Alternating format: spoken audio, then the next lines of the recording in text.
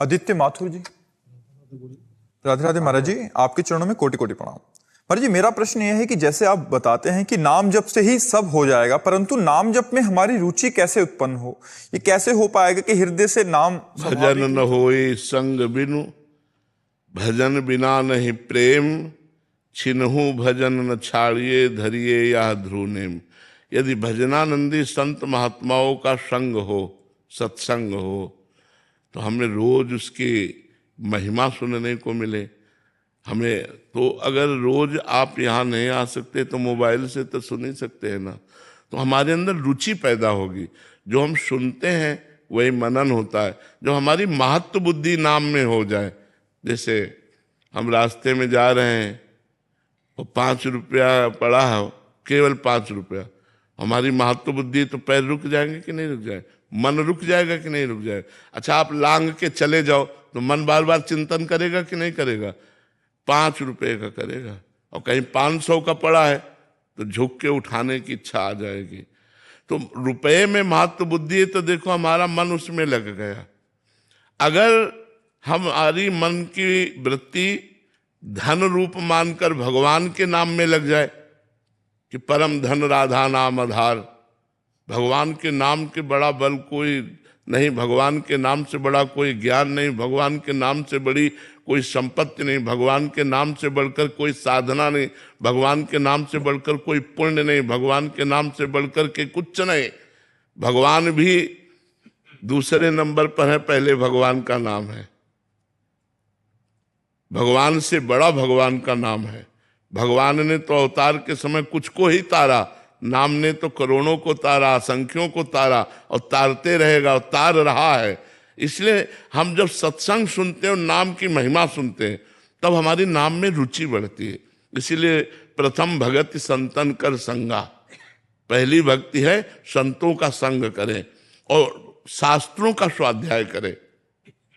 जो नाम महिमा से भरे हुए शास्त्र हैं, श्रीमद् भागवत है, रामचरितमानस है, और नाम महिमा की छोटी छोटी पुस्तिकाएं गीता प्रेस से निकली हुई हैं, आप उनको ले लीजिए, उनको पढ़िए। तो नाम में जब हमारी महिमा वाली बुद्धि हो जाए तब हमारा नाम में रुचि बढ़ती है। अभी नाम महिमाशाली नहीं दिखाई दे रहा। जैसे हमें अच्छा भोजन मिला तो नाम छूट गया, कोई दोस्त मिला तो नाम छूट गया, कोई काम में लग गए तो नाम छूट गया, क्योंकि नाम में महत्व बुद्धि नहीं है। अगर नाम में महत्व बुद्धि हो तो दोस्त से बात करते हुए भी अंदर चलता रहेगा राधा राधा, बात भी करेंगे और बीच बीच में राधा राधा भी बोलने लगेगा। कब ये बात बंद करे यार, मेरा नाम छूट रहा है।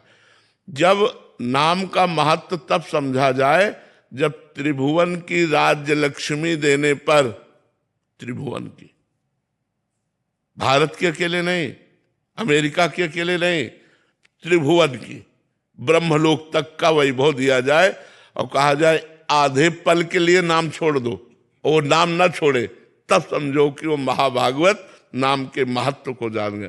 तो जब हम नाम की महिमा सुनते हैं तब हमारा मन उत्साहित होता है नाम जपने को। तो हम रोज सत्संग सुने। अगर हम संतों के पास नहीं पहुंच पाते तो बहुत से संतों की वाणी यूट्यूब में पड़ी हुई है। जिन संतों से आपका मन मिलता है, ऐसा लगता है कि इनकी वाणी से हमारा कल्याण होगा, वो सुनना चाहिए। वो वाणी में नहीं सुननी चाहिए जिसमें भगवान की महिमा को काटा गया, भगवान के नाम को काटा गया, भगवान की लीला चरित्रों की महिमा को नीचा दिखाया गया। ऐसे भी हैं। तत्व एक है, इसको कोई नकार नहीं सकता। वेद कहता है एको ब्रह्म द्वितीयो नास्ति, दूसरा नहीं है, एक है। वही अवसर पड़ा राम बन गया, वही अवसर पड़ा कृष्ण बन गया, वही अवसर पड़ा वाराह बन गया, वही अवसर पड़ा कच्छप बन गया, वही मत्स्य बन गया। वो विविध अवतार, वही ये सब अवतार धारण किए हुए। ये जो एक दूसरे की कटिंग करते हैं, एक दूसरे की निंदा करते हैं, ये घोर अज्ञानी है, ये नरकगामी है। कोई भी हो, हम उच्च स्वर से कह रहे, क्योंकि वेद जो कहता है वही सबके लिए माननीय है।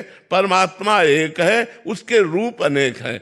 अगर अपने ही परमात्मा की तुम मान्यता करके परमात्मा के दूसरे रूप की निंदा करते हो तो तुम नरकगामी होगे, तुम अपराधी हो, तुम्हें ज्ञान नहीं इस बात का, वही सब रूपों में विराजमान है। एक ब्रह्म ही है, वो अनेक रूपों में व्याप्त है। अनेक को एक में, एक को अनेक में जिसने देख लिया वही सच्चा ज्ञानी है। यो माम पश्यति सर्वत्र सर्वम च मयि पश्यति तस्याहम न प्रणश्यामि सच में न प्रणश्यति। जो सर्वत्र मुझको देखता है और मुझ में सबको देखता है, मैं कभी उससे बिलग नहीं रहता, भगवान ने कहा। तो ये जब तक सच्चा शास्त्रों का ज्ञान नहीं होता तो एक दूसरे की निंदा करते रहते हैं। तो हमको ये भी देखना है कि हमें सच्चे महात्माओं के प्रवचन सुनने हैं।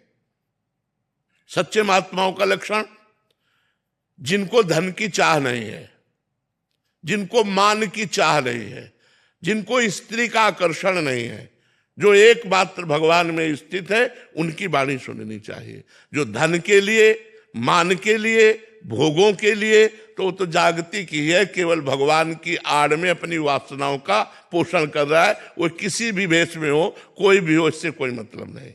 जिसका शुद्ध भाव केवल भगवान की चर्चा करना और उसी चर्चा में आनंदित हो जाना। मम गुण गावत पुलक शरीरा गदगद कंठ नैन बह नीरा। भगवान के पावन चरित्रों का गायन करते करते रोना आ गया, कंठ भर गया, आवाज नहीं निकल रही।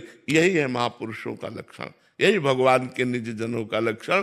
तो भगवान के प्यारे संतों की वाणी सुनने से भगवान के नाम में हमारी रुचि होने लगती है। और जबरदस्ती जपना चाहिए। जैसे हमें दवा दी गई तो चाहे जितनी कड़वी हो, लेकिन हम रोग निवारण के लिए खाते हैं। तो भव रोग की अचूक औषधि नाम है। जासु नाम भव भेषज हरन घोर त्रयशूल।